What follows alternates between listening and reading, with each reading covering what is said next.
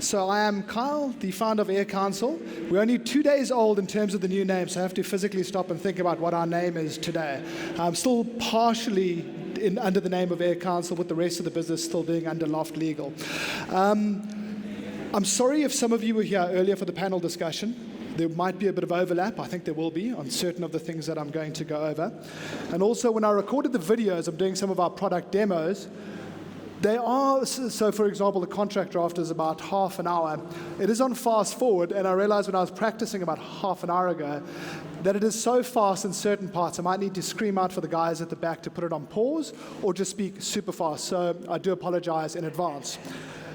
I'm going to take you over the journey we've had from the very start to try and get really practical as to how you can apply AI, how we started from a curious sort of mind and trying to tinker at the very start with very, very basic flows to spur curiosity. And then we built on that slowly over the years to arrive at what is ultimately AirCounsel AI. So let's see if this works. There we go.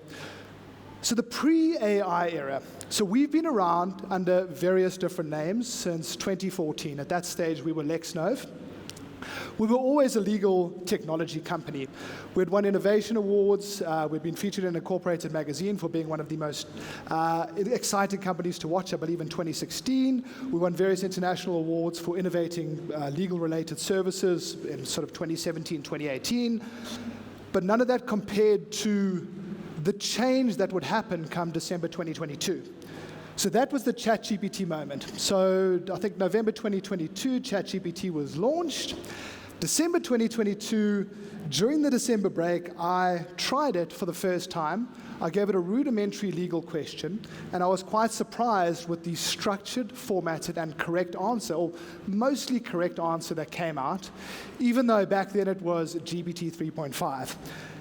And I realized at that point, all of a sudden, that intelligence had become scalable. That was one of the biggest bottlenecks that we had had previously, and that to scale properly and to scale intelligence properly, being a legal technology company and having in-house lawyers would mean additional manpower. And all of a sudden, that had changed. So that effectively sparked major curiosity into AI and what we could use it for in our business. And effectively, what the steam engine did for labor, AI is now doing for thought. It really extends your capacity as a human to deal with something, and in our case, law. So we started a very basic first beta experiment. This is our very, very first test back in December 2022. I don't know if any of you are familiar with Zapier. That was our very first process flow. It was so simple. All we wanted to do was experiment to see if we could provide general legal advice. I wouldn't call it legal advice, sorry, from a liability perspective. Legal guidance through our site by virtue of people filling out a form, it going through an AI process, and then sending an email to them. So that was the flow there directly from Zapier. Fill out a form through WP Forms, send it to the ChatGPT API, place it in Drip, which is our newsletter database, so we recorded the email address, and send them an answer. And it really, really took off from that perspective, where still to this day, a form of that is in place, although it's obviously, it's evolved tremendously. But the ability to, at scale, provide intelligence and knowledge from a legal perspective. Very quickly from that point in time, we thought, well, listen, we're obviously using sort of off-the-shelf models. We have to context engineer them. I spoke earlier about putting in your own proprietary data layer, which we very quickly did, and that product evolved at that point. But the reality is we found something tangible with no interface, just input and a reply via mail, which proved that legal guidance could be delivered instantly and at scale, which then led us to an era of experimentation. So in 2023, every frustration that we had in our legal practice became cause for experiment.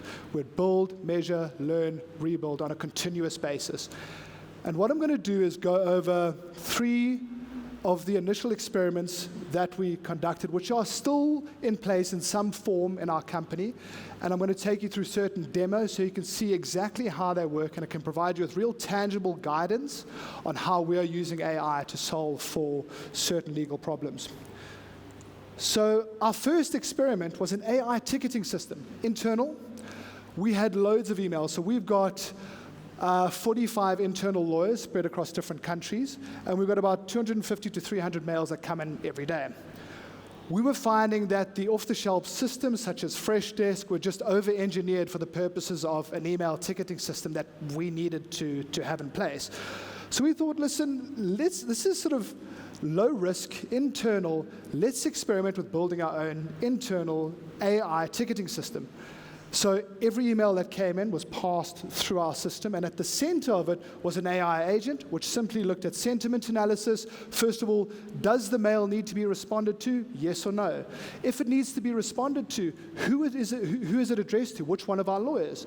Or there's perhaps a fallback to our support team. And if it is to one of our lawyers, how can we properly route it to them and provide a support ticket for them?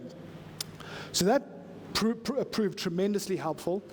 It also worked in the reverse in that whenever one of our lawyers responds to a specific mail, it goes through our parsing system again. The AI agent looks at it, decides whether or not it sufficiently looks closed based on the context of the full conversation, and if so, it automatically closes the ticket.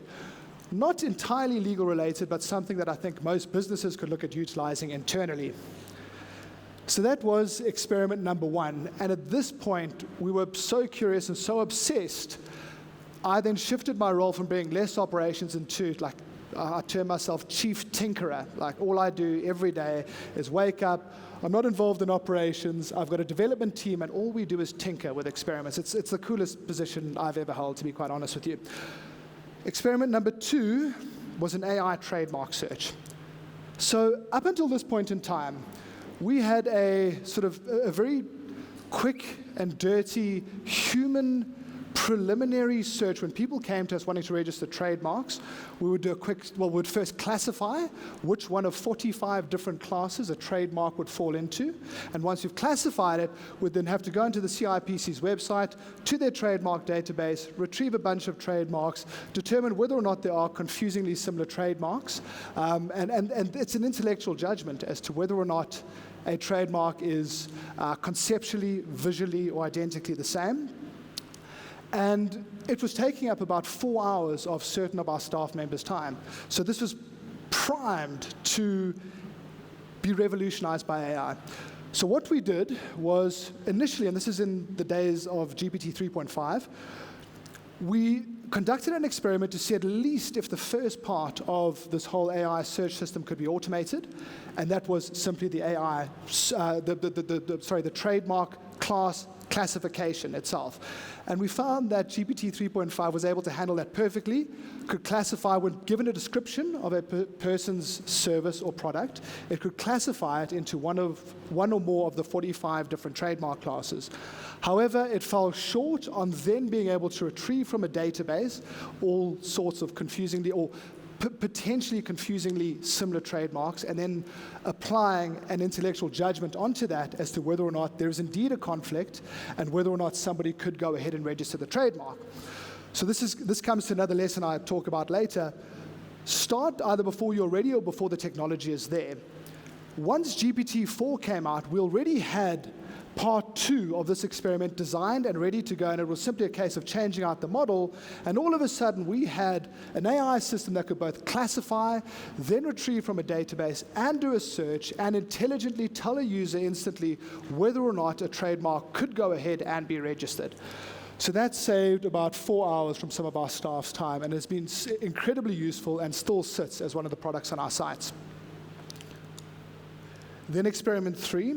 It seems maybe a little bit more basic, but after that we thought, well, let's look at contextual AI chatbots, which sits on our site. So what we sought to develop was, first of all, on the back end, traditional system, every single night, we've got crawlers which crawl our entire website, extract product data from every single product in case there has been an update, or the pricing, stores them in a specific database, and has knowledge of the entire website at all particular points in time, up to date. So whenever somebody comes onto our site, we were finding that our virtual assistants, because we do have 24-hour human virtual assistants, were falling short in slightly nuanced legal questions and routing people incorrectly to the appropriate product. And as soon as we were able to place contextual chatbots onto our site with full knowledge of our database and the site and the products, etc., we were able to properly route people to products, even though questions might have had a little bit of a legal nuance that our humans would not be able to pick up on. So very sort of straightforward, I suppose, on surface level, but something that's really saved us a lot of time internally. And here's just a video of how it works, or one of our chatbots, how they work internally. I think we need to press play. Do we? Yeah, there we go. So here what I'm asking is, for example, listen, I've got an employment agreement. I've got no idea what to do, but I want a lawyer to look over it.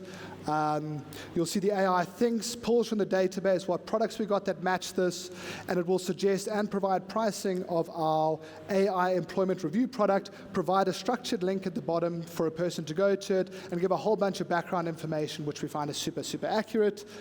You can then visit the page. And then if you want to send any sort of follow-up messages, it's got full context of what page you are on the site, so it knows what you're asking about.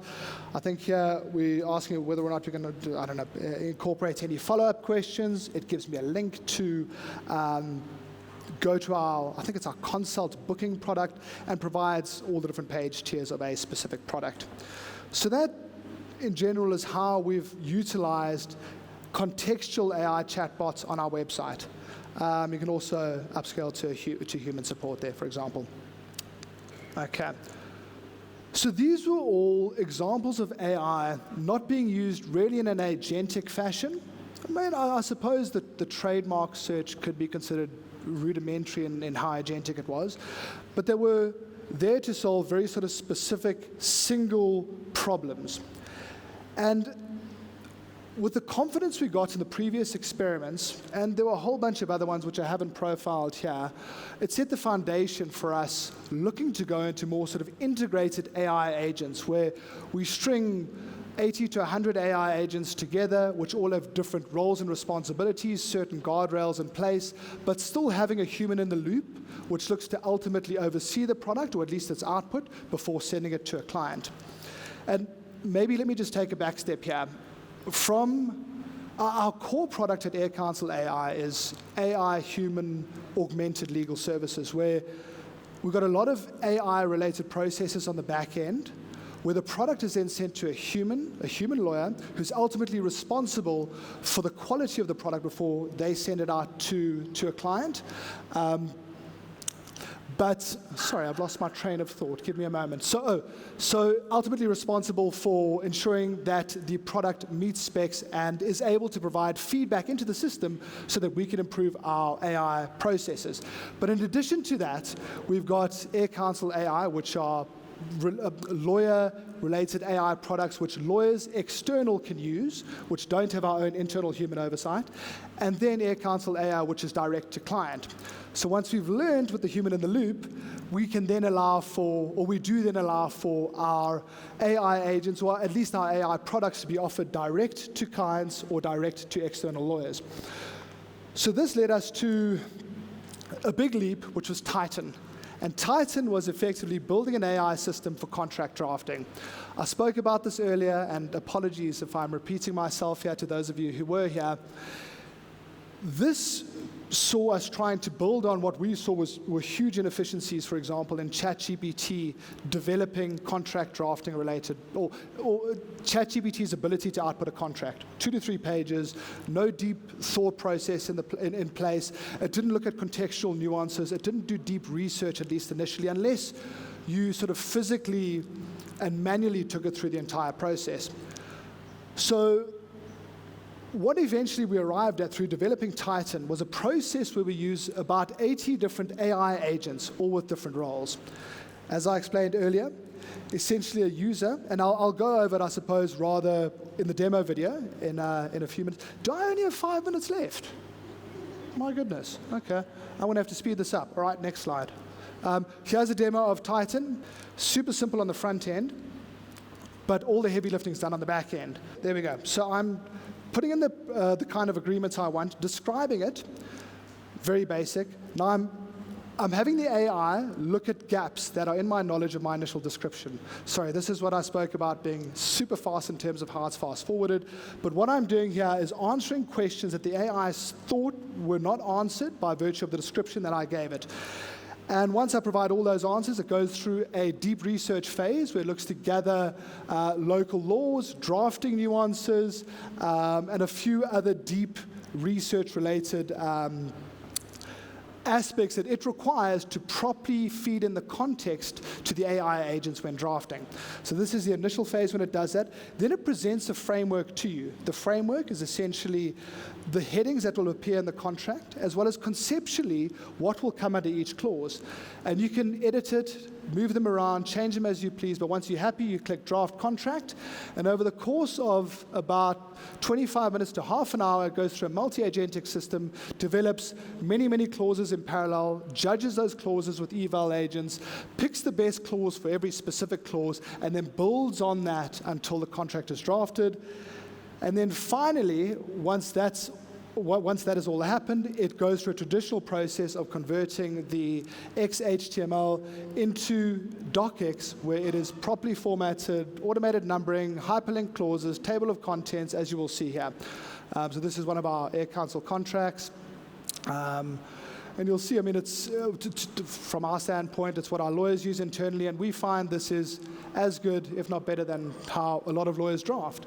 But if we augment this with a human who looks over this, prior to it being sent out, it allows for feedback, and we honestly believe that we're providing a product which is far superior to anything that is out there. So that's Titan. Now I've got 3 minutes left. I'm going to have to go quickly. This has now then led us into AirCounsel AI. So we thought, well, we've now got contract drafts automatically mastered in our opinion. What about looking at developing a full ecosystem that is business-wide memory? So we went on a whole deep dive into the different kinds of AI memory, semantic, episodic, etc. And we've now developed AirCounsel AI, which is essentially a client-facing product which seeks to replace a commercial lawyer almost entirely. So it drafts contracts, it reviews contracts, it does redlining in a single click, comments in a single click on contracts. It gives plain language legal guidance with proper memory of your business, all your documents, proper memory of past interactions. It's also got a system where it looks at previous interactions with you, and based on those, once you ended the conversation, looked at what worked, what didn't work, so as to have that in the context the next time you engage with it. So it's always learning, and it always knows your business. So here's an example of how AirCounsel, just an example of how we interact with it. So firstly, I'm going to chat with our chatbot. I'm just going to ask it, can you please pick up on our last conversation we had about trademark classes? So it'll decide, the agent on the back end decides how to use the information, where to pull it from, what database it looks to retrieve it from, and retrieves a past conversation I've had with it, which is simply about trademark classes. Then I ask it a follow-up question. This is just sort of a standard AI chatbot follow-up question here.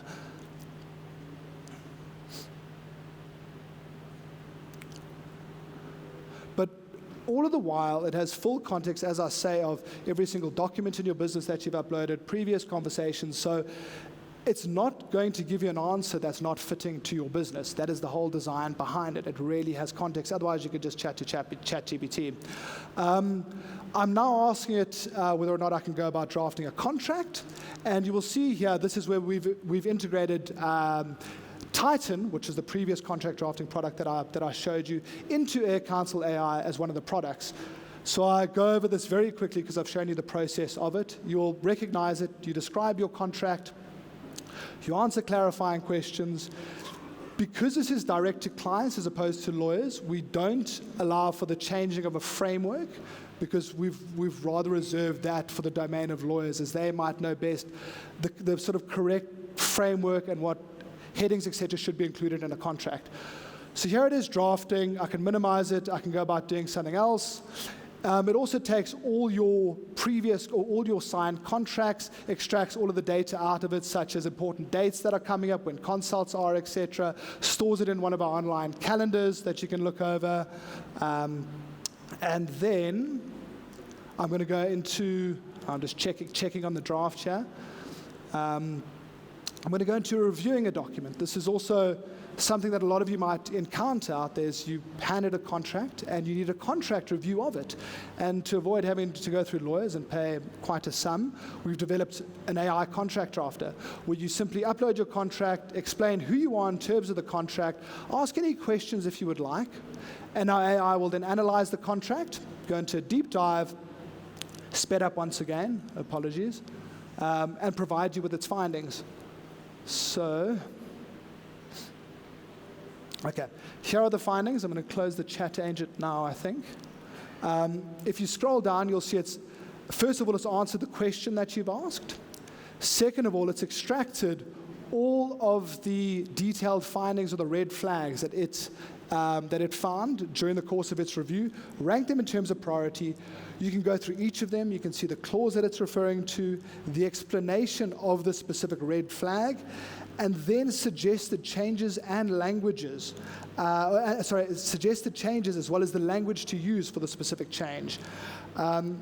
So it's just a case of me going through each of the specific red flags that were found. And it's very contextual to you and your business, once again, because it knows who you are. It's got context when it's reviewing the contract.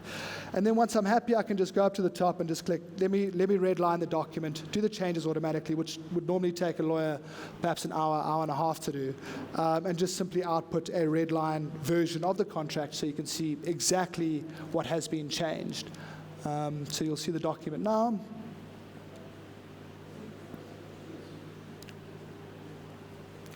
If we go down, you can see all the changes that are affected throughout the contract. And this is a huge time saver that we use internally in our company. And from a client's perspective also, I mean, this really, we feel, could gain a lot of traction for clients that are not looking to utilize an attorney, but are looking to find a contextual aware AI that can properly look at reviewing documents. In addition to that, once you've done the review, our AI chatbot, Aero, has now got full context of the review. You can ask it any follow-up questions, and it will answer very specifically to your business in general, given that context. As well as, obviously, the contract review that it's just conducted. And once again, it's got all the previous learnings of interactions with you, what's worked in the past, what hasn't worked, and it will look to incorporate those in its responses to you. So, yeah, I was just spitting out a long response. I got a bit verbose here. In addition to this, you can just simply do a one-click insert comments in the document instead of making changes. You can rather just insert comments, which is also super useful. So, based on what we've experienced, we've got 5 fundamental lessons that I would like to impart on founders.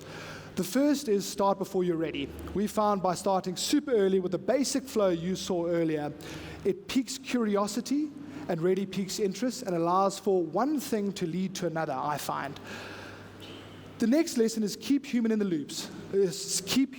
loop. Like I said, our core product is human in the loop, AI legal augmented services, where human is ultimately responsible for the end product that goes out. Once you're happy, and if it is your chosen path, then look at taking the human out the loop once the AI has become self-sustaining and you've got proper guardrails in place. Look to automate judgment, not tasks. This is intellect that is now scalable. So tasks where traditional automation can automate, this is not the job of AI. You need to look at automating human judgment effectively.